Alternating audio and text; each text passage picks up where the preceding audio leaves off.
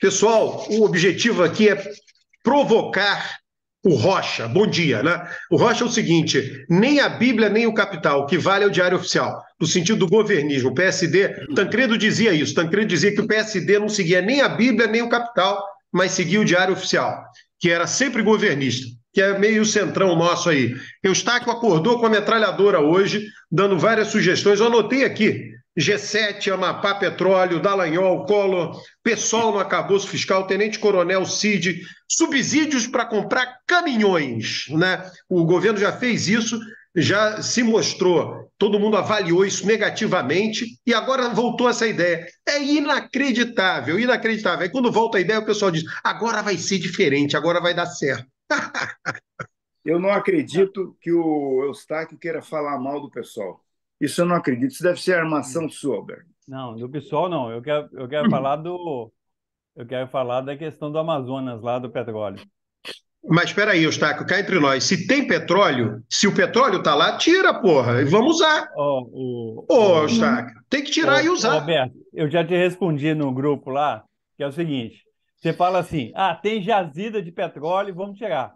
Mas tem jazida de energia solar e tem jazida de energia eólica, né, que está lá disponível. Por que que a gente, dessas três jazidas que existem, né, uma que está debaixo da terra, que vai causar extração, prejuízo, etc., por que que nós vamos optar por essa e não pelas outras? Eu acho que o Amapá precisa de uma transição energética e precisa de investimento em energia solar e eólica. Uhum. Não é voltar para o passado, Não, mas olha explorando só, petróleo, que ele vai desenvolver. E só uma coisa, o Fundo Amazônia, né, que já tem contribuição de vários países, etc., agora na reunião do G7, outros países provavelmente vão aderir ao Fundo Amazônia, ele significa um novo modelo de desenvolvimento. Não pode ser um modelo fóssil para a Amazônia, né? E isso é uma contradição muito grande, porque, veja só, nós somos, só para dizer duas coisas que saiu essa semana. A Organização Meteorológica Mundial disse que nos próximos 5 anos nós vamos passar mais de 2/3 a chance de passar de 1,5 graus da temperatura, tá?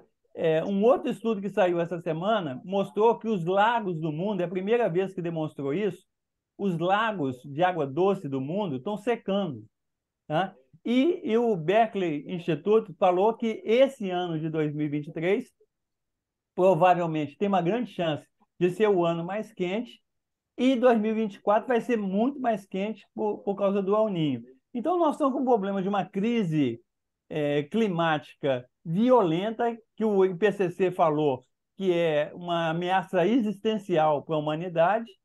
E aí, diante disso tudo, aí nós estamos preocupados com a população do Amapá, não, que não, quer não. explorar petróleo, quer esperar petróleo para favorecer a família Alcolumbre. Não, É não, não. isso que nós estamos Peraí, não fazendo. faça caricatura. A Petrobras já tem toda a tecnologia. A Petrobras é a empresa que mais perfurou em águas profundas no mundo.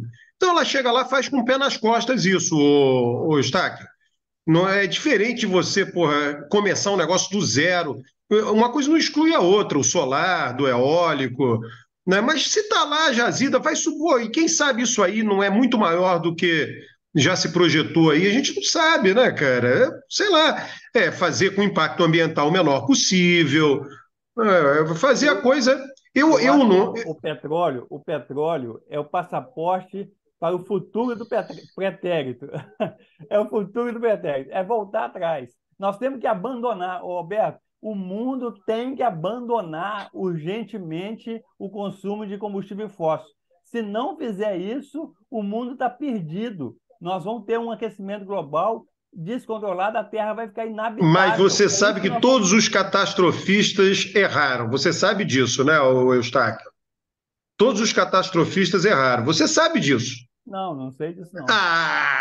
Eustáquio, porra.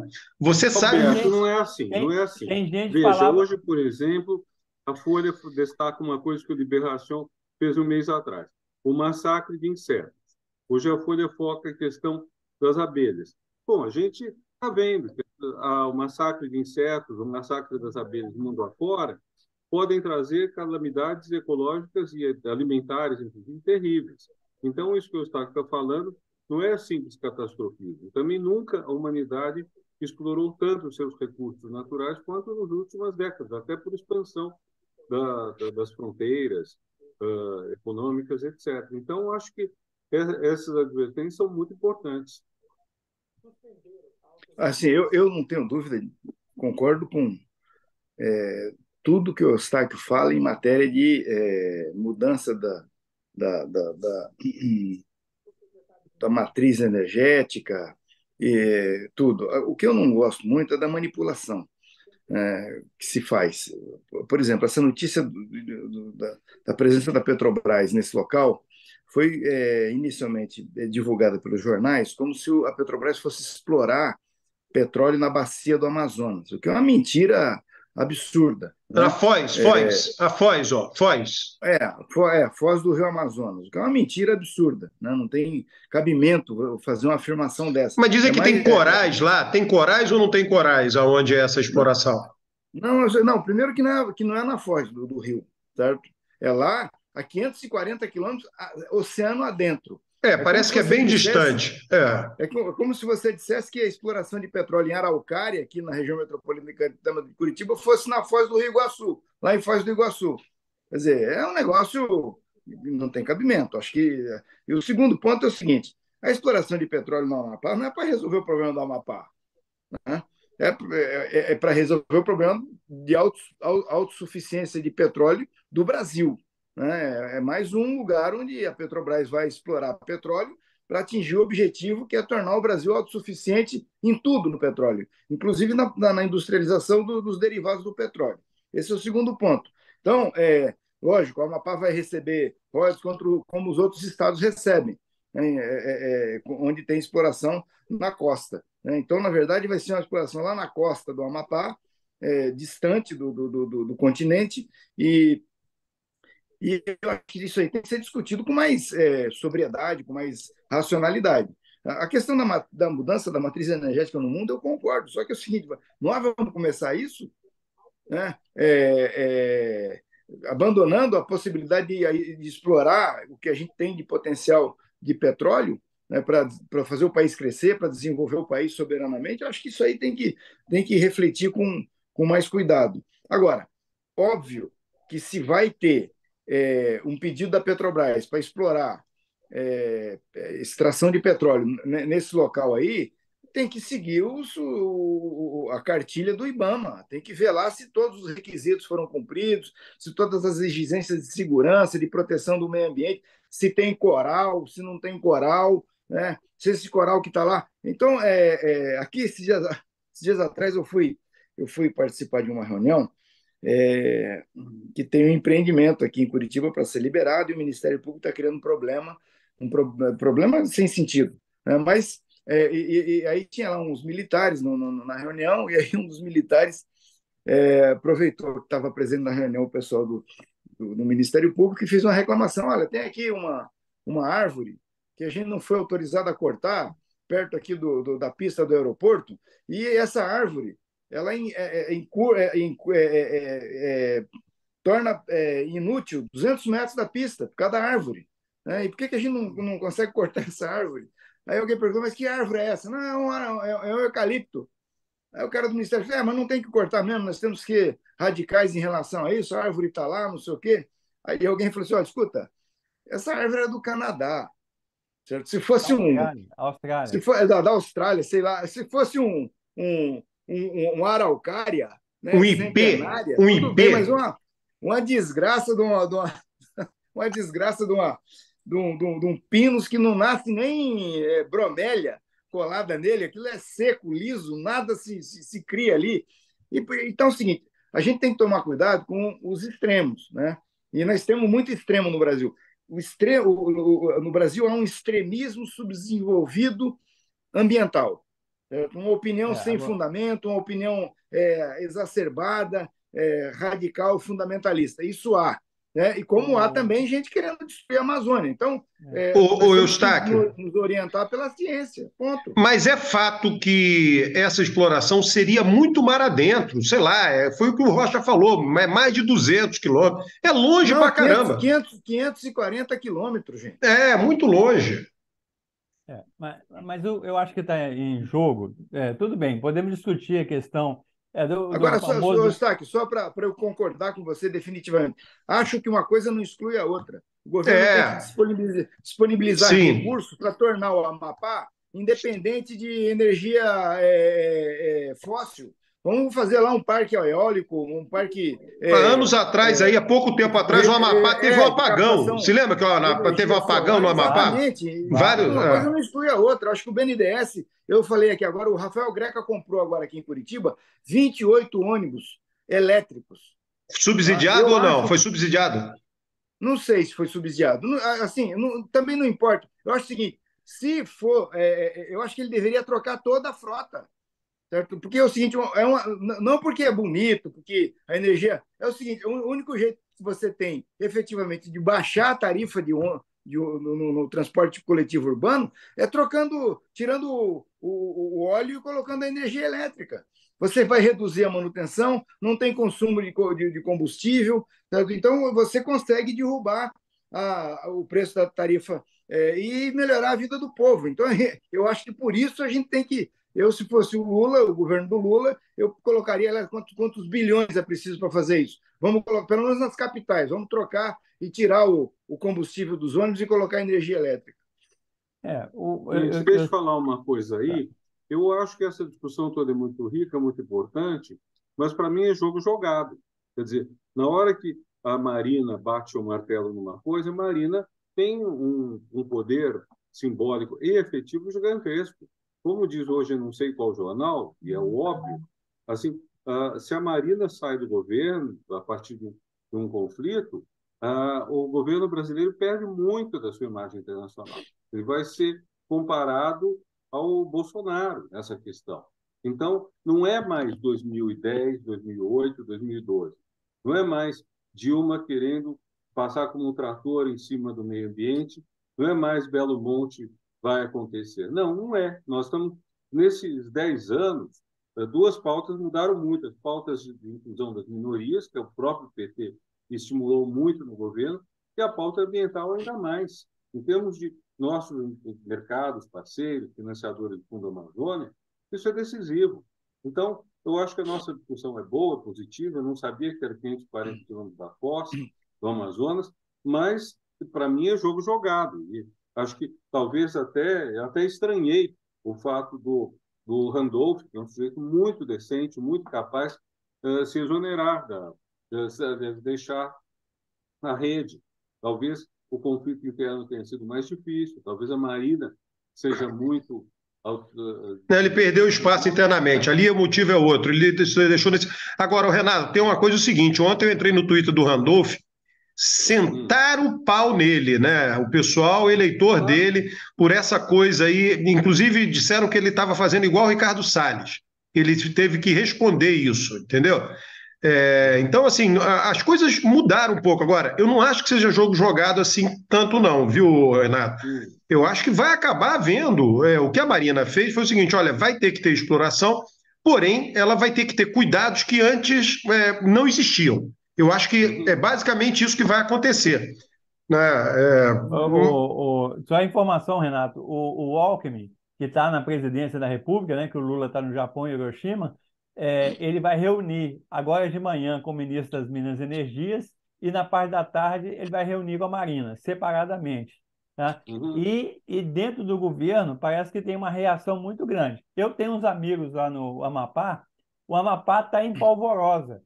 Ele me mandou reportagens lá do Amapá, o Amapá todo se uniu, que é uma questão paroquial. Só para dizer para vocês é o seguinte: eu participei de uma manifestação do Sérgio Cabral, eu fui lá só para ver, não fui para apoiar, não. Lá para 2010, na época do pré-sal, e o Sérgio Cabral chorando, falando da importância do pré-sal, para desenvolver o Rio de Janeiro, para acabar com as favelas no Rio de Janeiro, para melhorar a educação, para melhorar a saúde, etc. E ele chorando, falando do pré-sal. E a gente sabe o que o Sérgio Cabral fez com o dinheiro do pré-sal. Então está acontecendo a mesma coisa no Amapá.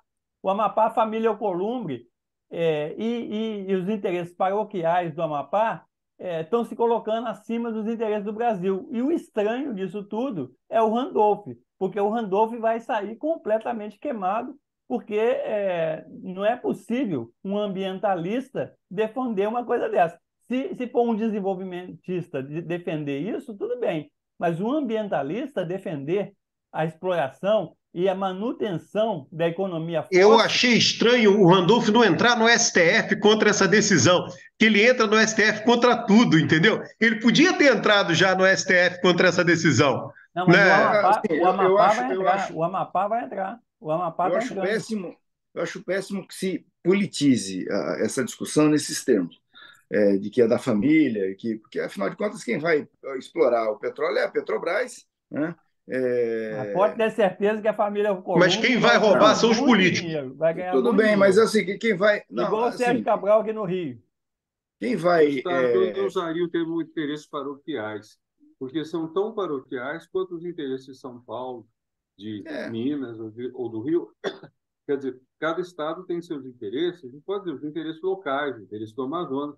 E eu não faria contraposição entre o interesse do Amapá e do Brasil, que eu acho que o que está em jogo quando a gente fala em meio ambiente são interesses da vida, interesses do planeta. E aí, Perfeito. quer dizer, até radicalizo mais do que você ao falar isso, porque não é Amapá e Brasil. Vamos dizer, o Amapá, se quiser, o Amapá, Petrobras, e, vamos dizer, o futuro da vida, né? Da vida. Ô, pessoal, vamos mudar de assunto aí. Sim, Eu sei. deixa eu Encerra esse assunto rapidamente aí,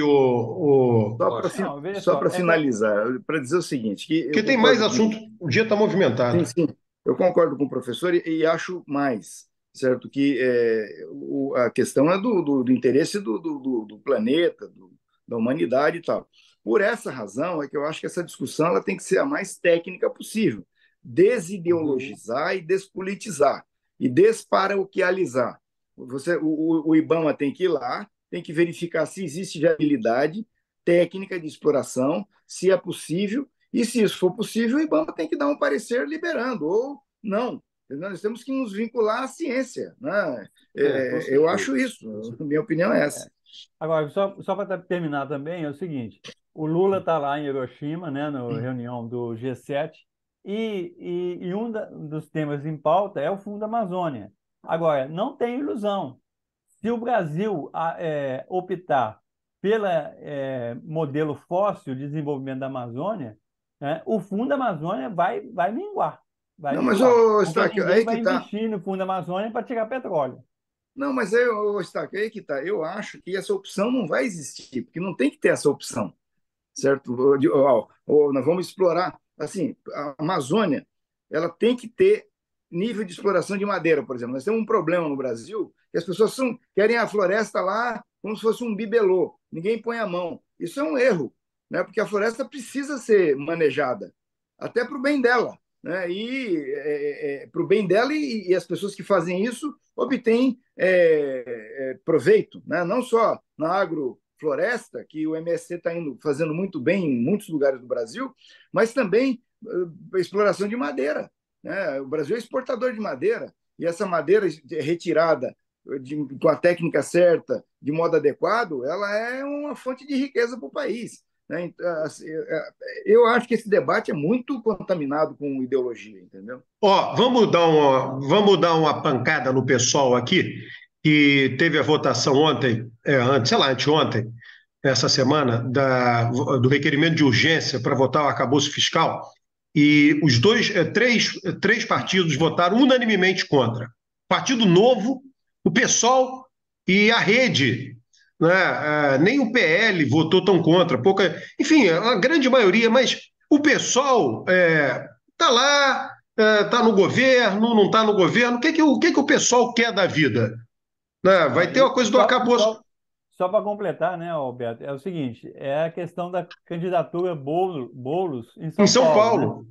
Porque o PT Aí sim, hein, Renato, é interesse paroquial do PT de São Paulo, ele não quer apoiar o Boulos no PSOL, porque o PT vai perder muitos vereadores, né? Então já existe um movimento dentro do PT de São Paulo muito grande para que ou o Boulos entre no PT ou o PT lance uma candidatura própria, né? Para não perder esses candidatos. E essa decisão do PSOL de votar unanimemente contra o arcabouço fiscal, ela Fortalece fortaleceu essa tendência. esse lado do PT aí Mas é claro, contra a candidatura Boulos. você sabe o que acontece nesse caso, Eustáquio? É o seguinte: o parlamentar do PT, a família Tato lá, que tem 2 deputados, eles votam a favor do arcabouço. O arcabouço não deixa de ser uma contenção de gastos, né? Não é o sonho de ninguém de esquerda. Então, eles sofrem um desgaste com a base deles, né? O pessoal não sofre, fica na posição tranquila de só bondade, e ele diz: não, eu estou sofrendo desgaste e ainda assim não terei o candidato. O que é isso? O outro lá que não está sofrendo desgaste nenhum vai ter. Cara, isso é insustentável, viu? Colocando de outro jeito, nós estamos vivendo um momento muito centrífugo, não sei se tem masculino. Cada um tem os seus próprios interesses. Para você governar o Brasil, precisa, no Congresso, ter alianças fortes e consistentes. E o que quer dizer? O PSOL, assim como os irmãos Tato, assim como o PT inteiro, tem que engolir coisa que ele não gostaria de engolir, porque é necessário para governar o país, para tudo mais. Todos têm que fazer isso, né? Quando você tem um governo de coalizão, todos. No caso, o pessoal está querendo, de certa forma, comer o bolo e guardar o bolo, né? As duas coisas. Está querendo desfrutar das vantagens de estar numa coligação, de eventualmente ter o apoio do PT na candidatura do Boulos ano que vem para prefeito de São Paulo, e, ao mesmo tempo, marcar a posição pelos seus valores próprios. Na política, não só nas coligações, na verdade, muitas vezes você tem que hierarquizar no tempo os seus valores.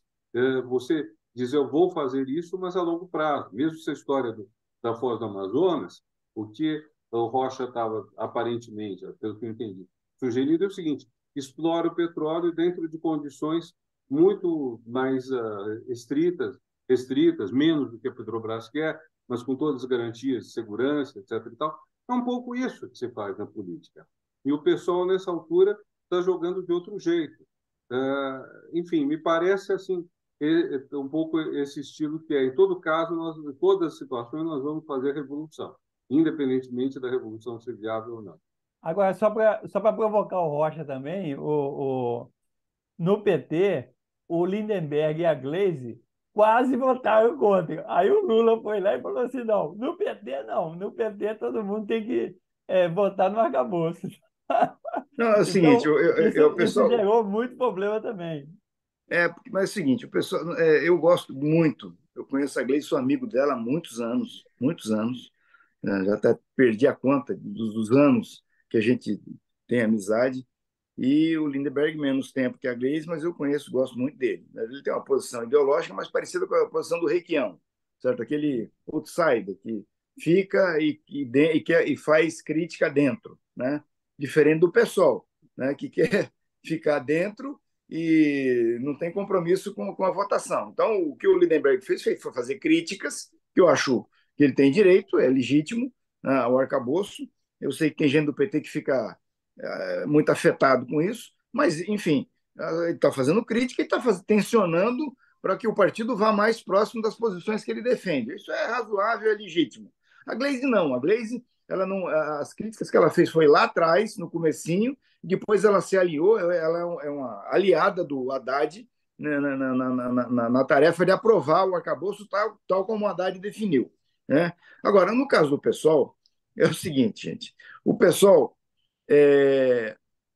ele quer contar com o beneplácito de ter o Boulos na sua legenda e que o Boulos seja candidato a prefeito, certo? E quer fazer oposição ao arcabouço fiscal do governo federal. Quer dizer, isso não é possível. Lamentavelmente, infelizmente, isso não é possível, né? Então, eu creio que se a coisa continuar dessa forma, o que vai acontecer é que o Boulos vai sair do PSOL, como o menino lá do Rio saiu, né, e foi para o PT. Não sei, o Freixo. Vai acontecer isso. O Lula já convidou o Boulos em outras ocasiões para entrar. Eu me lembro que em 2018 o Lula convidou o Boulos para entrar no PT. Certamente vai ter esse convite de novo, certo? Porque o pessoal não está tendo juízo, né? E essa posição do pessoal na questão do arcabouço tem um argumento monumental, né? Extraordinário para o pessoal do PT que não quer abrir mão da disputa da Prefeitura de São Paulo. Então, acho que vai acontecer, se a coisa continuar assim, o Boulos, por uma questão pragmática, vai ter que sair do PSOL e entrar no PT, o que eu acho, sinceramente, muito bom, porque eu acho que o Boulos dentro do PT é um cara que pode ajudar a levar o PT para posições mais progressistas, porque o PT também não é todo ele totalmente progressista. Há setores que são mais de centro, né, dentro do PT. Então, seria bom para o PT ter um Boulos dentro da sua legenda. E eu acho que vai acabar acontecendo isso se o pessoal não tomar juízo.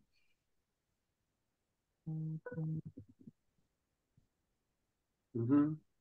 Porra, todo mundo fica calado, pô? Eu tenho que falar? Então tá bom, vamos falar. Vamos falar do Dallagnol. Vamos falar do Dallagnol. Foi injusta a cassação do Dallagnol. Estou dizendo que a interpretação foi muito, do ponto de vista jurídico, diz que a interpretação foi muito, né, ampla. Né? Eu acho que a decisão, viu, Rocha, no meu entender, é mais política do que jurídica.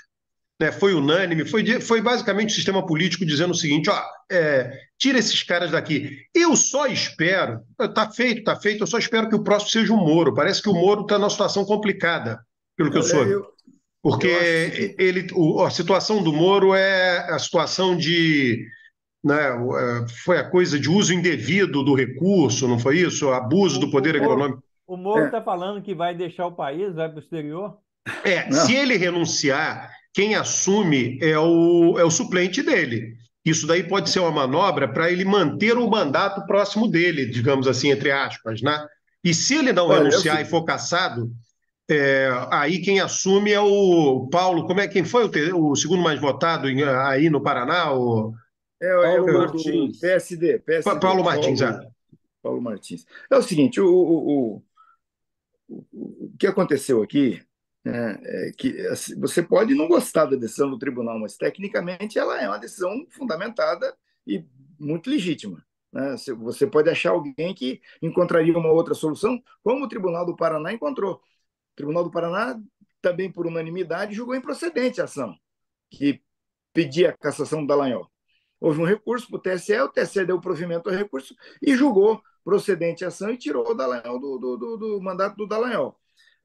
Portanto, uma matéria que aceita assim, uma interpretação mais ou menos frouxa ou rigorosa. Né? O que o Dallagnol está dizendo é que foi um julgamento de vingança, atacou o relator, né, o ministro Benedito Gonçalves, que é negro, né, assim, de uma maneira virulenta.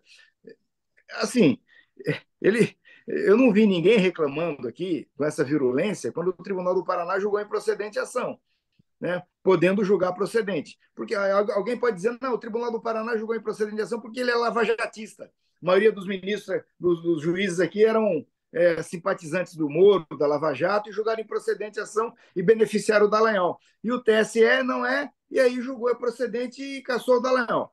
Então, assim, entrar nessa discussão, agora já era. Inês, como diria o poeta, Inês é morta, meu filho. Acabou. Né? O Dallagnol vai embora. E eu acho a expectativa que eu tinha era que ele fosse cassado no processo de prestação de contas, certo?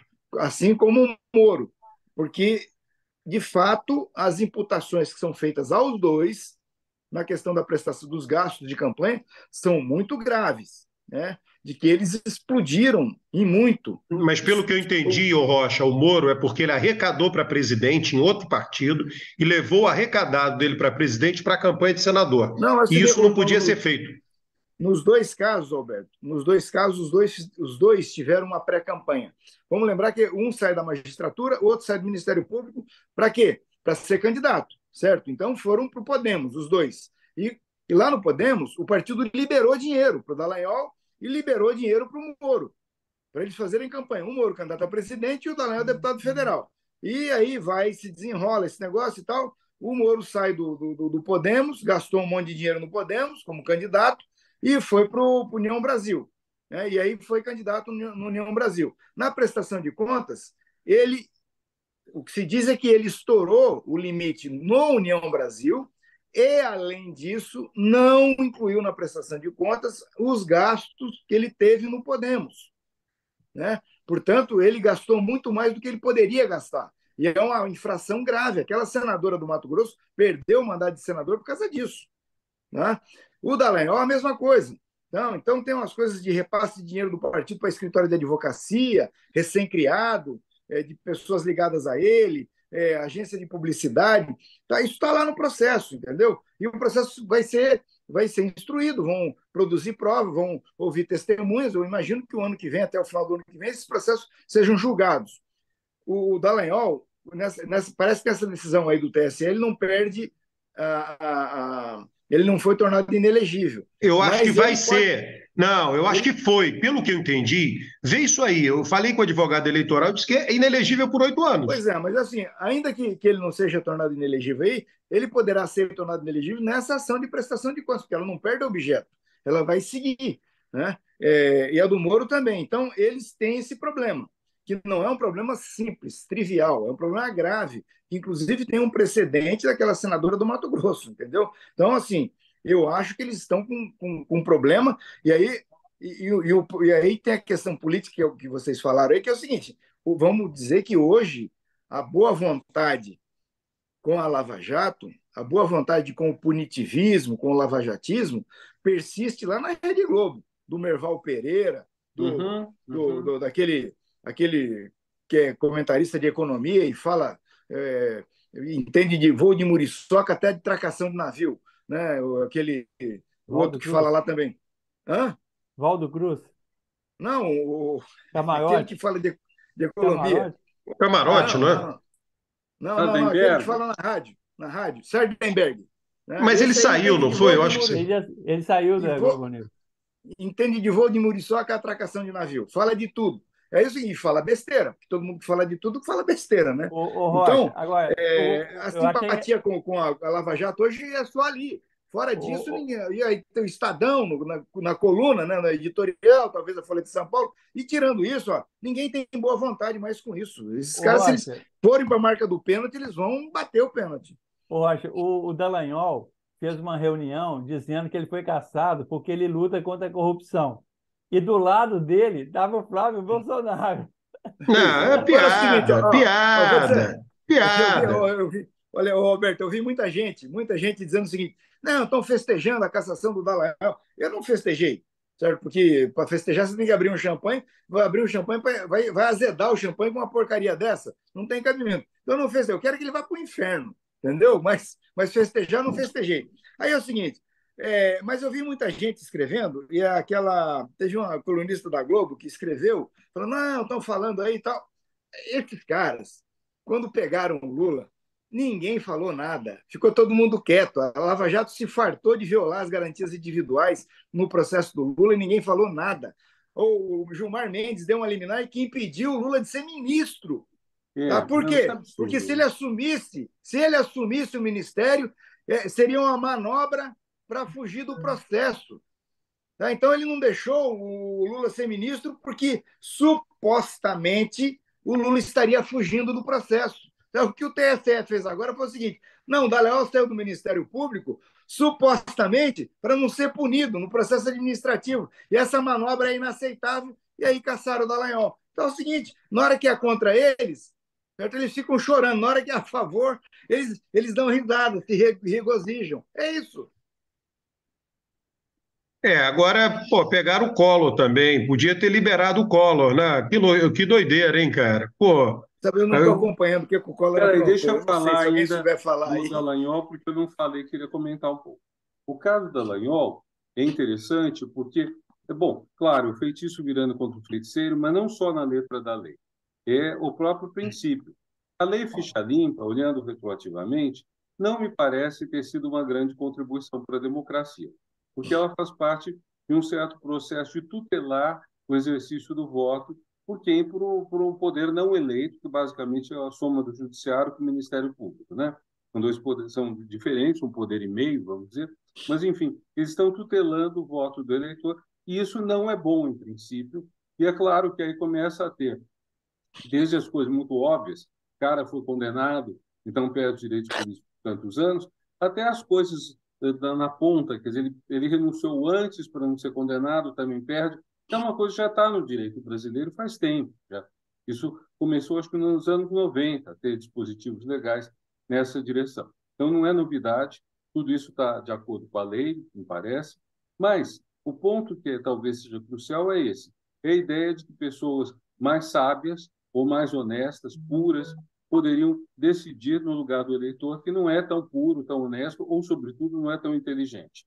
Esse é um ponto complicado. Agora, aí, eu ouvi dizer que o Dallagnol defendeu a lei da ficha limpa. Eu não sei, não achei isso, mas também não procurei para ver. Mas o fato é que é exatamente a ideologia da Lava Jato. A ideologia da Lava Jato era: o povo vai votar no Lula, não vamos deixar votar no Lula, porque, diremos isso, diziam eles em voz alta, é um corrupto. Ou porque, na verdade, queriam tirar a esquerda do poder. O ataque à corrupção, sempre no Brasil, foi um ataque, sobretudo de direita, para tirar qualquer governo progressista.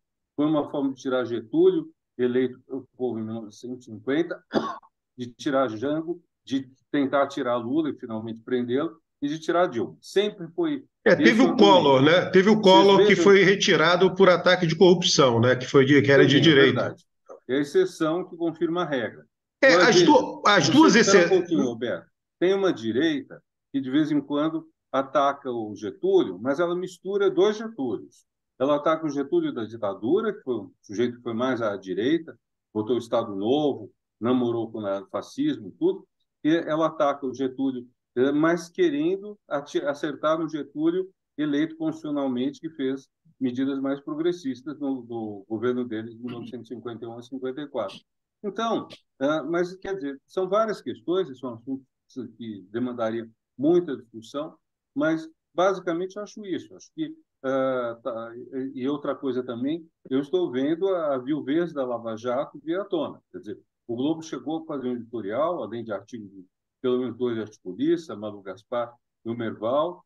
A Folha, o Estadão publicou o tal do Guzo, né? O Guzo, que é um cara da extrema-direita, que defende Bolsonaro, que não tem compromisso com a verdade, e o pessoal de promotores, assim, que atuaram em posições assim, eles estão dizendo coisas verdadeiramente absurdas. Num grupo de WhatsApp que eu estou, teve um deles que chegou a debochar do Lênin Streck, chamando de Lenin Streck, que não tem nada a ver nem com as ideias do Lenin, nem com as ideias do Lenin, né? Esse tipo de coisa.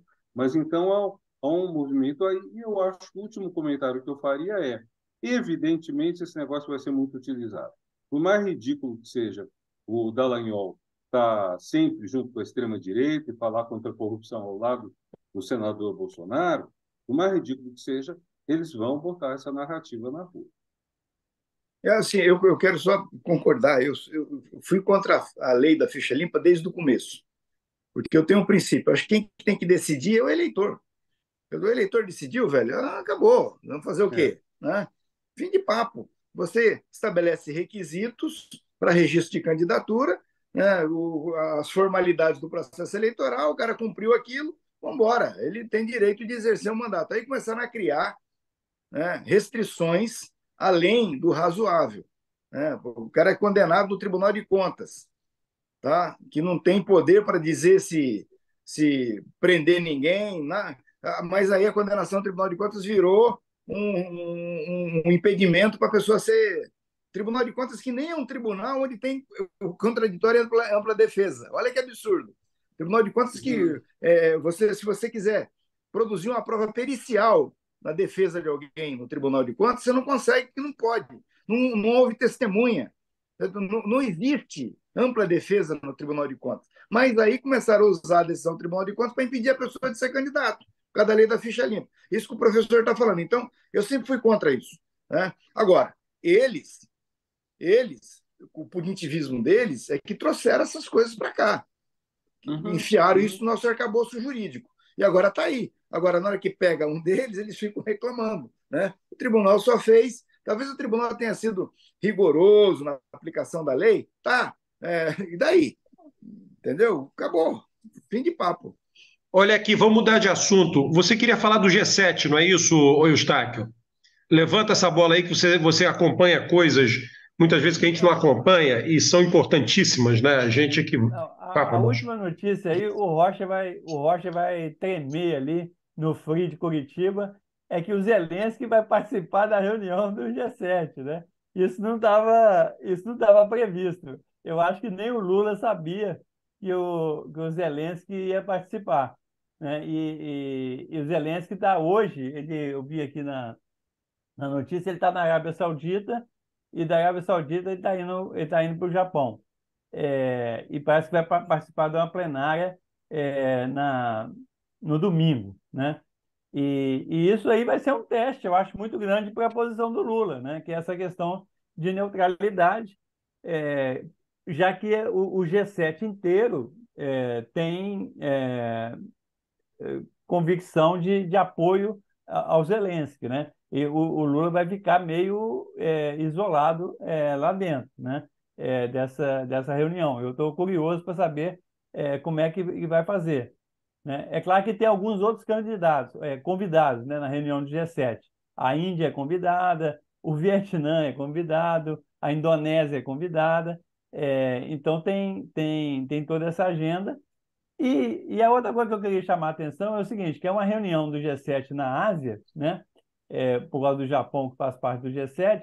Agora, o presidente dos Estados Unidos quase não foi na reunião por causa do problema do teto da dívida, né, dos Estados Unidos, que está sendo ameaçado de não ser aprovado a ampliação do teto, e isso aí paralisa todo o governo americano e pode dar um calote na dívida americana com o resto do mundo.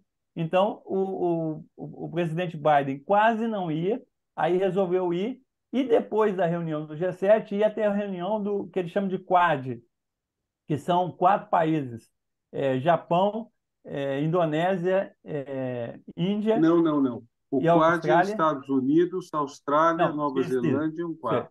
Estados Unidos, Austrália, é, Nova Zelândia. O Butão não está nessa, não, não, ô Eustáquio? não, Butão não tem mar, não tem mar. Pô, o Butão. Não, não, não. O Butão não vai convidado para É nenhuma porque reunião dessa. é Indo-Pacífico. É Indo-Pacífico. E a reunião ia ser em o Biden ia em Papua Nova Guiné e depois ia na Austrália. E aí ele teve de cancelar essa reunião. E a reunião é exatamente para conter a China. Ou seja, a crise dos Estados Unidos está fazendo com que os Estados Unidos não consiga conter a China, pelo menos temporariamente, nessa reunião, né? Então, assim, Eu, em termos de geopolítica internacional, essa reunião do G7 ela vai dizer muita coisa. eu acho, Ostak, muito bom que o Zelensky vá lá, apareça nessa reunião. E Uhum. quanto mais países ele visitar, quanto mais ele circular pelo mundo, a chance de ele ouvir as pessoas dizendo: meu amigo, vai lá e se acerta, resolve essa porcaria, para com essa guerra. Entendeu? Porque isso aí, assim, né? Mesmo lá já na Alemanha, nos países ali, vai começar a aparecer manifestação para acabar com isso. Não faz sentido. A Ucrânia não é lá uma coisa tão importante assim no mundo, para o mundo ser paralisado por conta de um conflito dela com a Rússia. Isso precisa ser resolvido.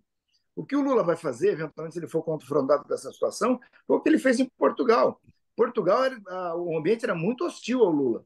Ele chegou e falou: o negócio é o seguinte, a posição do Brasil está dada na ONU, quem quiser vai lá ver, nós estamos condenando a invasão, estamos pedindo para a União Soviética, para a Rússia sair e desocupar os territórios, e vamos negociar a paz. É isso e pronto. Se o Lula for confrontado com isso, está no G7, ele provavelmente. E o risco daí é algum país do G7, desses que estão lá como convidados, aderirem ao Lula. Olha aqui, outro assunto também que a gente tinha notado aqui no início, o Tenente-Coronel Cid, ele Ah, exerceu o direito de ficar calado no primeiro depoimento. Ficou calado rapaz, se isso aí, ah, uma coisa bem objetiva. isso aí é o seguinte: isso aí é comportamento de quem não decidiu o que vai fazer da vida ainda. Né? O Chesco está jogando para frente uma coisa que ele já podia ter resolvido, dar uma versão definitiva sobre esse negócio da vacina, que é uma coisa simples, né? Não tem por que ficar enrolando isso. E imagine nos outros assuntos, né, que ele está lá também enrolado. Então, situação complicada, Você viu que a difícil. pessoa lá de Duque de Caxias, a mulher, ela disse que deu a senha dela de entrada no sistema, mas não sabia do que se tratava, né? E ela disse: Olha, eu não sabia que era vacina, ninguém veio aqui se vacinar, nada, eu não sabia que era para isso. Eu não sei o que que aconteceu lá com o João Brecha. Ele foi preso, depois eu não vi mais notícia se continua preso ou não, porque foi pelo sistema de Duque de Caxias, né? Uhum. Não, a situação só piora. Eu acho que o Bolsonaro está enredado numa rede de, de situações que estão se tornando processos. Ô, Tem Rocha, uma coisa das joias. eu não estou acompanhando muito. Como é que está a CPI do 8 de janeiro? Isso aí tem a ver com golpe, com tudo. Não, a CPI, eles deram uma esfriada na CPI, porque não, assim, é a narrativa deles, essa palavra horrorosa, né? Não. De que, Disputar a narrativa. Agora vamos é, disputar Vamos aqui isso, disputar a narrativa. de que, na verdade, quem fez o 8 de janeiro foi gente infiltrada do PT, uma coisa que não para em pé. Então, isso aí eles vão passar vergonha na CPI, né? E aí eles surgiram com essa CPI do MST, vão botar as energias deles lá e vão sair fora. A CPI de 8 de janeiro morreu, O né? Rocha, mas aqui cá entre nós, né? Na minha visão, tá? O PT, em vários aspectos, tinha que ser mais moderado. Essa coisa do MST é muito ruim para o PT, né? O que que acontece, né? O PT é muito maior que o MST, né? O próprio MST hoje admite que é muito difícil. A reforma agrária que tinha que ser feita já foi, o que não fez não vai ser mais feito. Você consegue ocupar umas terras, aí a pessoa que foi ocupar, aquilo vira comércio, o cara ganha o título de propriedade, depois vende, né? Olha, aquilo ali é um negócio natimorto, né? Já era, não funciona mais. Né? Isso é um fato. O MST virou uma empresa. É muito mais importante esse aspecto, o aspecto empresarial hoje do MST, do que o aspecto de ocupação de terras. Do ponto de vista político, o aspecto de ocupação de terras só causa prejuízo ao PT, né? Porque nos estados do agro você cristaliza ainda mais a rejeição ao PT, inclusive em gente que não apoia o agro. Você olha, a riqueza desse estado vem do agro e tem esses caras aí que ficam ocupando terra que são associados ao PT. Pô, isso é horrível para o PT. Sabe, cara, o MST tinha que, sei lá, de novo, ele é inútil do ponto de vista do movimento social. Tá? A reforma, eu aprendi lá atrás com o professor Vanderlei Guilherme dos Santos, né, que o Brasil não precisava de reforma agrária, não precisa, são as terras aqui, acolá, né, é tudo coisa pequena e pouco importante, entendeu? Só que tem uma repercussão imensa, que nem acidente de avião. Né? Você passa anos com milhões de voos, não acontece nada, acontece um, todo mundo fica, pô, olha que horrível, como é inseguro. Pô, invade uma terrinha, porcariazinha, que não vai mudar em nada a estrutura agrária do país, né? E aí você associa isso ao PT. O PT está governando um país, precisa de votos em estados onde o agro é forte, só faz atrapalhar, né? O, Só faz Gente, atrapalhar. eu queria terminar a questão do CID antes disso, Roberto. E eu queria perguntar especialmente ao Rocha, por ser advogado, como que, quer dizer, é claro que o direito de ficar calado, mas até o direito de não produzir provas contra si mesmo, que no Brasil é considerado de forma tão radical que a pessoa pode se recusar a prestar o teste de barro, pode recusar a dar uma amostra de sua grafia para um teste para verificar se um texto é dela ou não, é mais forte até do que nos Estados Unidos, onde não chega a esse ponto, e é da cultura inglesa que vem, da cultura anglo-saxônica, que vem esse princípio contra a autoincriminação. Mas me parece que quando você se recusa a responder, claro, o ônus da prova é da acusação, exceto para a turma da Lava Jato. Mas quando você se recusa a responder, me parece que, em princípio, você corta um pouco a sua chance de defesa. Num caso como esse, isso pode ser considerado quase que como um atestado de culpa. Ou não. Como que é, Rocha? Não, nessa fase, professor, nessa fase, que é uma fase inquisitória do inquérito, né, da investigação, a pessoa não é obrigada a falar. E aí depois o Ministério Público vê o que vai fazer. Ele vai oferecer uma denúncia. Se a pessoa não falar lá no depoimento judicial, perante o juiz, quando já está instaurado o contraditório e ampla defesa, aí tem consequências mais graves. Né? A pessoa não pode simplesmente chegar na frente do juiz, que é a hora que ela tem para falar, e não falar. Né? Aí sim, aí pode ter, mas nessa fase não, a pessoa fica quieta, e porque a ideia é que ela não forneça elementos para o Ministério Público acusá-la. Né? Então, o Ministério Público se vire, vá atrás das provas, na fase de inquisição, porque não tem contraditória para defesa nessa fase. A pessoa não se defende. Né? Sabe? Ela está ali, o Ministério Público prospectando elementos, provas, para acusá-la. Então, se ela vai falar, certo? A não ser que ela tenha assim, argumentos e provas insofismáveis que desautorizam vamos dizer assim, a premissa que o Ministério Público está estabelecendo, aí o advogado libera tudo, manda falar, né, para matar a coisa na denúncia. Mas se não tem, como é o caso, fica quieto. É bom você usar o termo inquisitorial, inclusive, porque não sei se os outros sabem, mas esse é o termo que tem justamente a ver com a Inquisição. A Inquisição, o que era? Ela fazia a pessoa jurar, quer dizer, a verdade, e a interrogava sobre si própria. Quer dizer, a Inquisição, tudo que ela fazia era fazer a pessoa produzir uma condenação de si própria. O objetivo da Inquisição era confissão. E todo o sistema inglês, que vai se construindo, acho que a partir do século XVI, fica forte no XVII, é acabar com isso. É não admitir que a pessoa seja obrigada a provar coisas contra si mesma. Uma coisa da Inglaterra vai passar aos Estados Unidos, ao mundo anglo-saxão, e que mais tarde, eu acho que já, talvez no século XX, entra nos sistemas jurídicos não anglo-saxões. Né? Mas é importante isso, porque a Inquisição é exatamente forçar a pessoa a confessar. Agora, esse negócio do Cid, Rocha, só te perguntar, parece que a estratégia do Bolsonaro é jogar toda a culpa em cima do Cid. E hoje, nós estamos gravando na sexta-feira, a mulher do Cid vai dar depoimento hoje à tarde, parece. Né? E pode ser que ela resolva não assumir essa culpa. Né? Então, isso aí pode dar muita confusão ainda, né?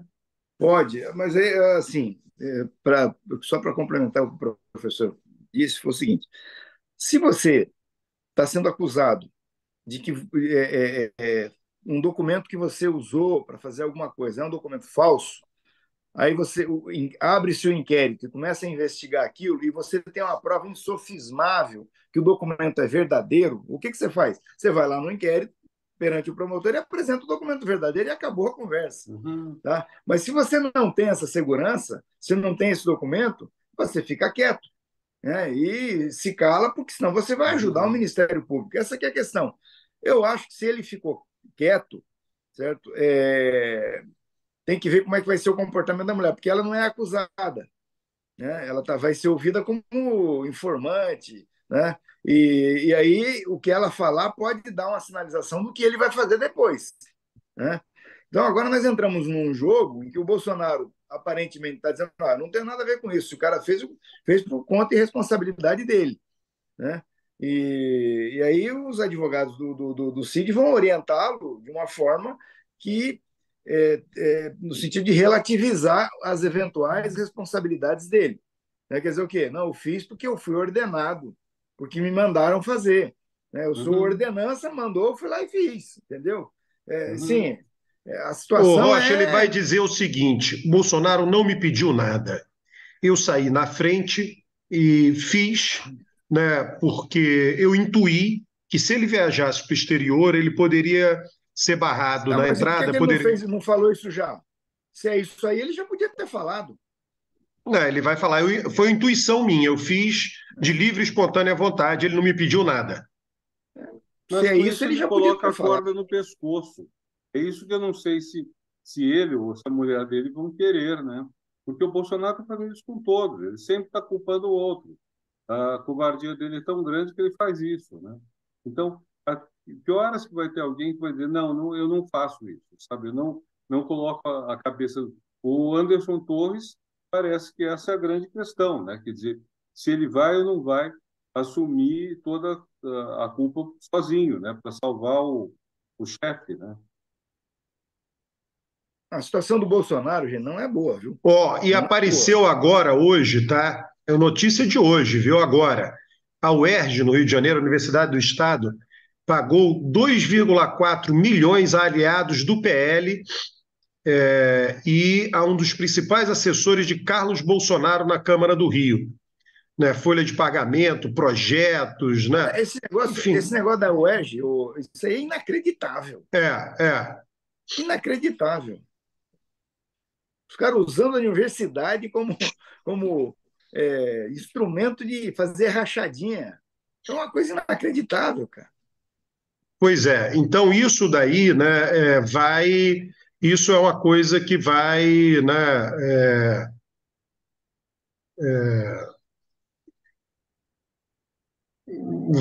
o fim de semana vai ter isso aí, não vai ter jeito, né? E fora o negócio da E, primeira-dama, né, que apareceu aí agora, que se continuar nesse ritmo, o Valdemar vai ter que tirar da cabeça a ideia de circular com ela pelo país afora. Ah, isso eu não tenho a menor dúvida. Isso eu não tenho a menor dúvida. Pessoal, acho que é isso por hoje, né? beleza, beleza. Prazer Então, revê-los. Grande abraço a todos. também, viu? Grande Um bom fim de semana para abraço. todos. Tchau. Igualmente.